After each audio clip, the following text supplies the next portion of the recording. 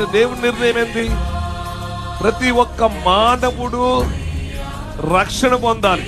మహాత్మా గాంధీ ఏం చేశాడు? త్యాగం చేశాడు. ఆయనతో పాటు అనేక మంది త్యాగాలు చేశారు. కానీ మనుషుల్లో మార్పు రాలేదు. కానీ మనకు అందరి కొరకు, ప్రపంచ మానవుల కొరకు ఒకే ఒక వ్యక్తి చేసిన త్యాగం ఏంటంటే, మానవునికి వచ్చి మానవుని కొరకు మరణించింది ఒక యేసు ప్రభు ఒక్కడే. దేవునికి స్తోత్రం కలుగును గాక. దేశం కొరకు కానీ, ప్రపంచం కొరకు కానీ, మానవుని యొక్క పాపం నుండి విడిపించింది యేసు ప్రభే.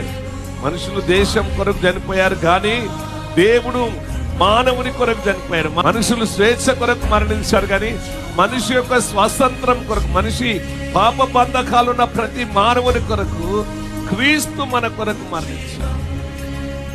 మానవుడు స్వతంత్రంగా జీవించాలంటే ఏంటంట? క్రీస్తును కలిగిన